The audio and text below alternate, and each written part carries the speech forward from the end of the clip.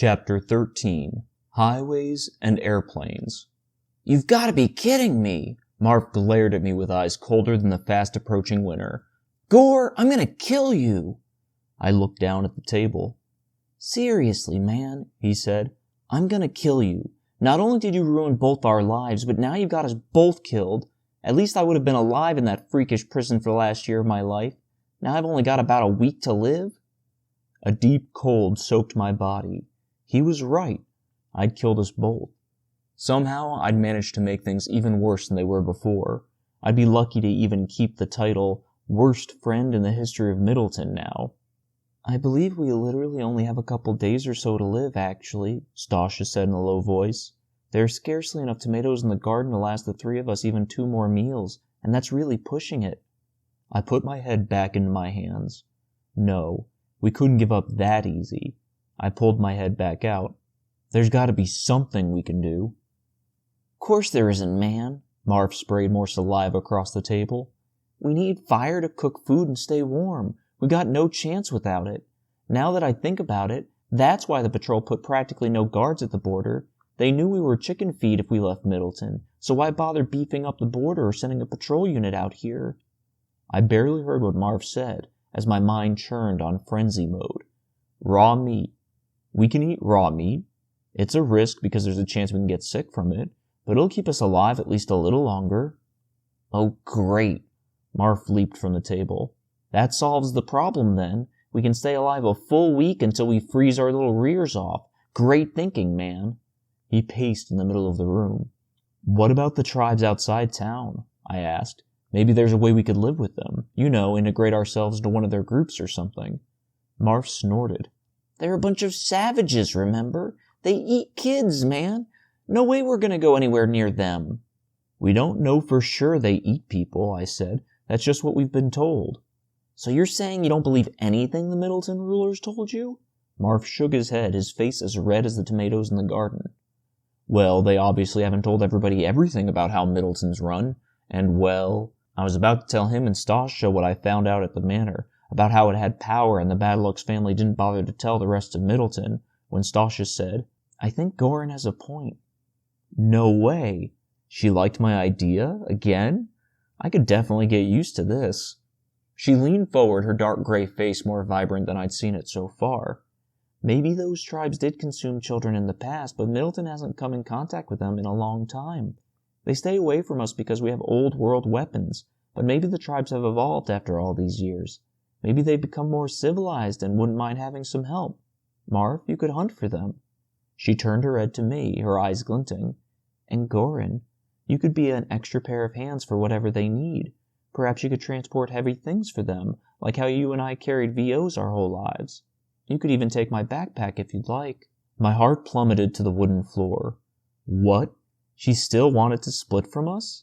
That must have been why she was so excited about the possibility of us living with the clans. She wanted us to get away from her. But why? How could she possibly want to stay here and freeze to death, especially since there was the possibility of surviving with the tribes? No, this made about as much sense as the least valuable object in Middleton being worth prestige points. Marv stopped pacing. He put a hand to his chin where a layer of drool glistened. "You know, that really doesn't sound like such a bad idea." Just what I was thinking, but... "You've got to come with us," I said to Stasha. "You've just got to.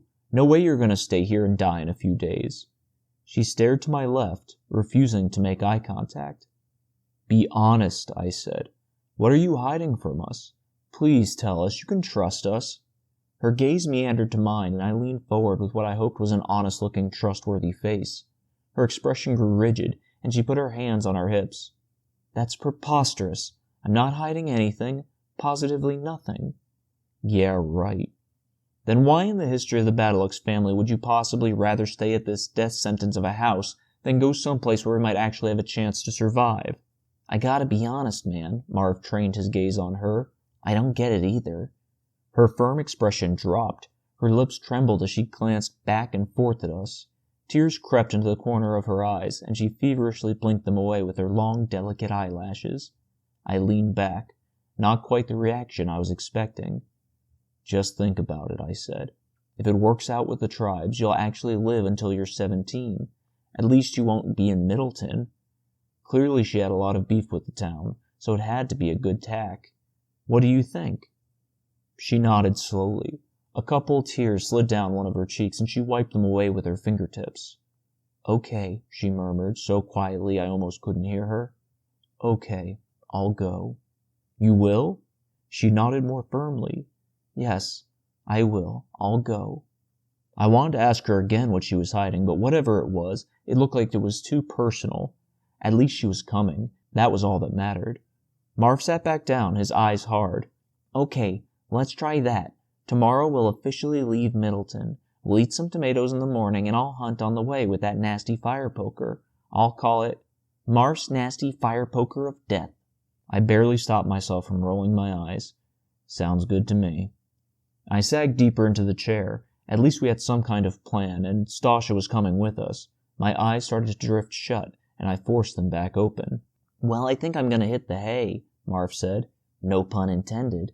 His eyes fluttered open and closed too. Knowing you, I think it was, I said. And me too. I'm so exhausted I can't even think about anything anymore. Stasha chuckled. The barn is just outside to the right. I didn't even remember landing in the hay. I woke up about 10 hours later. Dusk sun filtered through the rows of windows just below the barn's ceiling beams. Marv slept a few feet away. I shook him. I might have caught just one squirrel today, he murmured, eyes shut. But it's a seriously fat squirrel, man. Marv, get up. It took a couple more prods before he woke. Oh no, I murmured. What? Marv rubbed his eyes with his tiny fists. What if Stasha left? What if she ran away to some other farmhouse while we slept? Marv shrugged. Whatever, man. Let the crazy girl do whatever crazy girls want to do. I raced out of the barn into the house, but Stasha sat at a table with a pile of scrawny tomatoes on it. I let out a long gush of air. Well, aren't you alert and spry this morning? She grinned and gestured toward the table. Just finished cleansing them in the brook, so go on and indulge yourself. Oh, and here's some water we can all share. She pointed to a metal canteen on the table. Must have stolen it from her mansion. I've got to admit, I keep gaining more and more respect for her. After we ate, Marv eventually joined us. Stasha refilled the canteen with water from the brook and packed the rest of the tomatoes in her frayed yellow backpack. Marv grabbed the fire poker from the living room and we left. The night chill, which had reached an all-time coldest for the year, hit us, so we moved at a good clip to stay warm. We made it to the main road and trekked along it farther away from the suburbs. The giant black shape at the right of the hill in the near distance loomed above us again, like Chud's divine form guiding us through the night, or maybe more like Black Death leading us to our ends.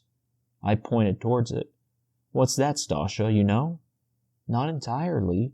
Her voice floated from a tall, thin black shape a couple of feet to my left. Some kind of factory, perhaps.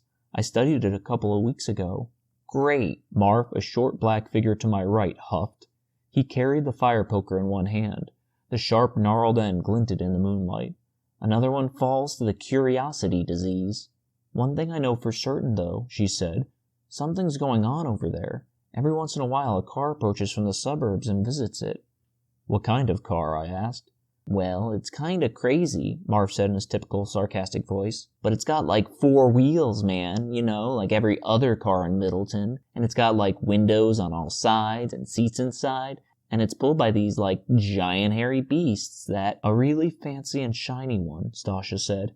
It must belong to the Battlelux family because no faction has a vehicle as stylish as that one. In addition, its horses are large and tall and well groomed.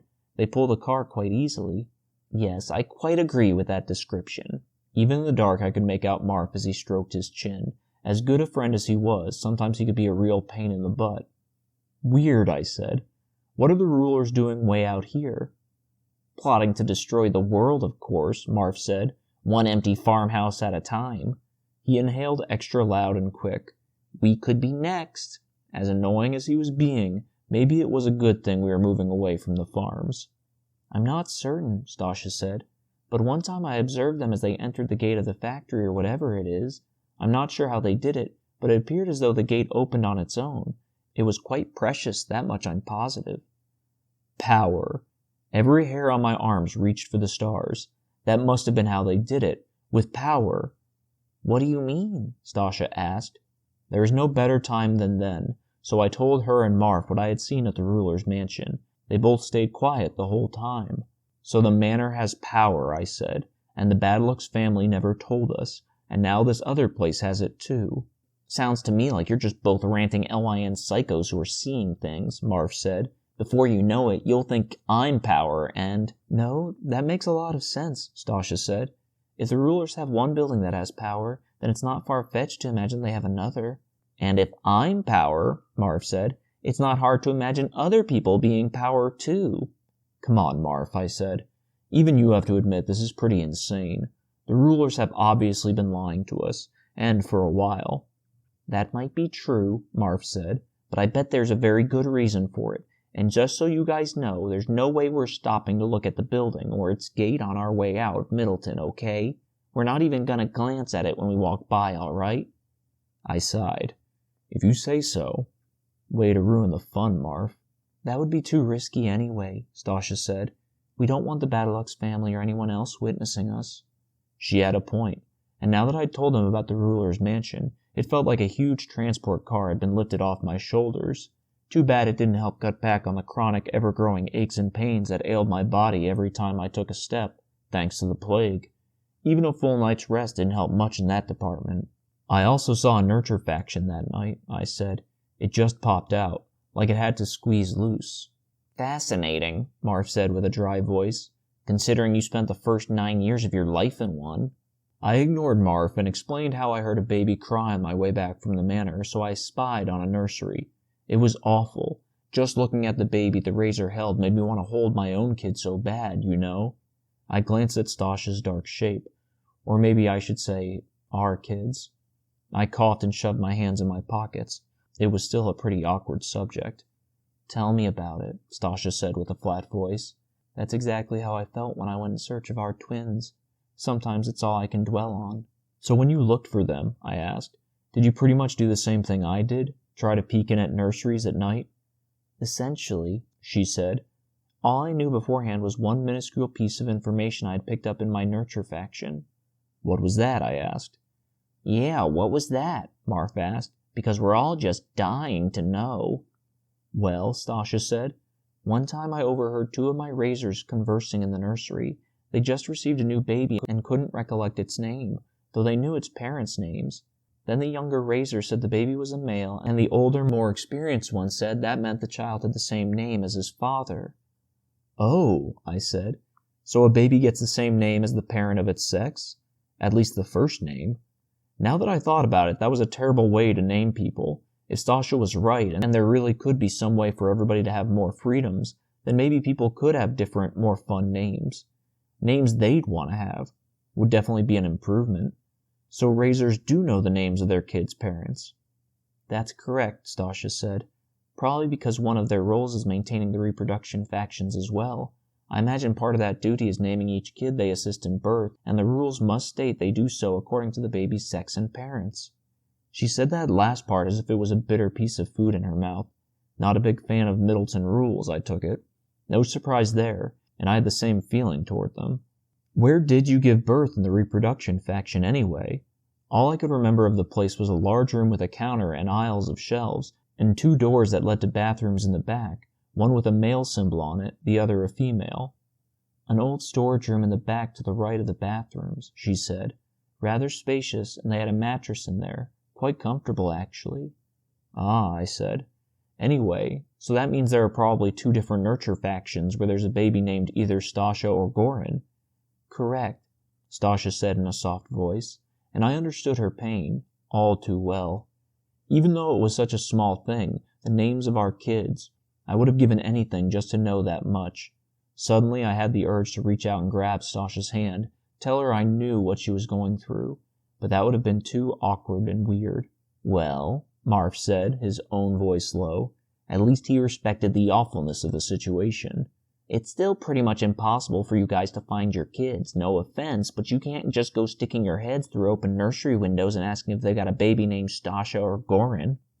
Well, Stasha said, voice tinged with amusement, that wasn't exactly the strategy I employed. Of course not, Marv grumbled under his breath. I'm sure you employed a much different strategy. I shook my head. What a moron. Even when he mocked Stasha for using a big word, he couldn't say it right. Stasha ignored him. When the Razors went to sleep, I'd climb in through the nursery window and lightly call out, "Stasha," and "Goran." She let out a weak chuckle. Of course, babies of that age don't tend to know their own names. In addition, they're prone to wake up and begin a weeping fit when they hear an unfamiliar voice. So on a couple of occasions I had to flee the nursery before a Razor could arrive to see what the fuss was all about. "Too bad," I murmured. A short silence filled the night. The hill and the funnel-shaped figure to the right of it in the near distance continued to grow bigger. "I still can't wrap my head around the fact that we have twins," I said to Stasha. "I can imagine your shock," she said, "but after conducting some research, I discovered that all girls have twins." "What?" My voice had a real high pitch. This was all getting crazier and crazier. "At least," she said, "all the girls in my mansion who'd given birth did, so that statistic probability applies to all the manors with 16-year-old girls." "How's that even possible, man?" Marv sounded genuinely interested. "I have my own theory," she said. "Why am I not surprised?" he muttered as he shifted the fire poker from one hand to the other. "I believe the whole twin feat has been devised by the rulers," she said. "And why in almighty righteous power would you say that?" Judging by how Marv asked that, it sounded like spit flew from his mouth. Wow, the fastest I'd ever seen him reach that state. "Well, think about it," Stasha said in a calm voice, as if it was merely discussing the weather with a friend. "In order for our society to contribute to subsist, each girl must give birth to at least 2 babies in her lifetime." Holy power! How'd I never realize that? But obviously it had to be true. "And considering girls don't complete puberty until they're 16, she said, "producing children at that time is the best way to ensure our society's survival." "And they'd have to have twins," I said, "since they only have 1 year left to live at that point. They can't get pregnant twice." "Precisely," she said. "In addition, it reduces the amount of time we spend in the mansions, which entails more supply hunting to benefit our society." A brief silence. Again, her theory sounded right on target. She might have been even more of a deep thinker than me. "Concerning the twin feat," she said, "the rulers have clearly found some way to accomplishment, and I think I know how." "How?" I asked before I could stop myself. "Well, the servants made me take a sequence of pills up to the day I gave birth." "Pills?" I asked. "From where?" "I asked one of the servants that very question." "Of course," Marv grumbled, though I quivered. It was so awesome to know someone like me. "Supposedly the rulers have stockpiled them from the old world," Stasha said.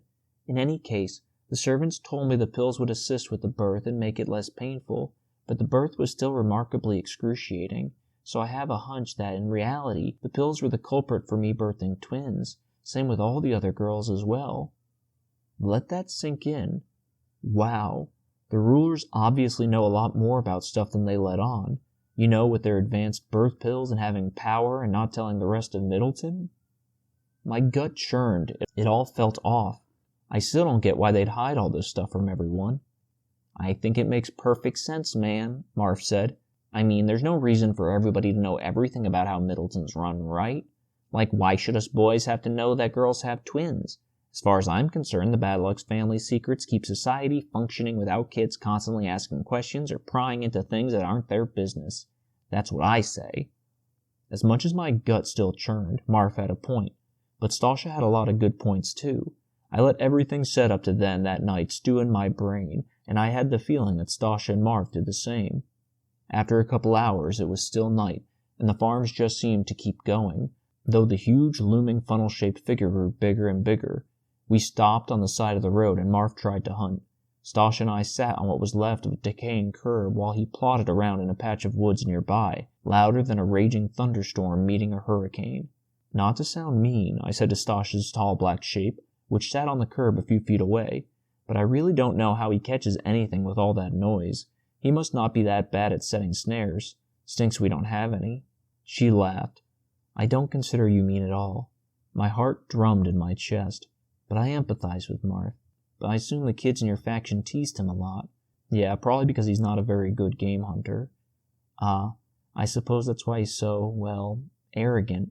He wants to impress everybody. Make them think he's valuable, you know? Since no one ever really considered him that. I hadn't ever thought of it that way. I think you're right. My heart drummed harder. This girl was seriously smart, and I think I was beginning to understand how much I appreciated that in a girl. Again, not that I'd ever known any others. The only thing I didn't get was, how come you use such fancy words all the time if you don't mind me asking? Her voice came out extra bubbly. Not at all. Well, back during my nurture faction lessons, English was always my favorite subject. I simply love words. When I turned 16 and transferred to my mansion, I was instantly enthralled by all the incredible words the servants used. Oh, right, I mumbled. I'd forgotten the servants had all that access to the ruler's mansion and read books and stuff all the time. Lucky pieces of horse crap. I simply had to learn the words they kept using, she said, so I started memorizing them. Eventually I even asked one of the servants, a very nice 13-year-old, to teach me new ones. It was such fun. I felt my lips curl into a smile. Couldn't help it.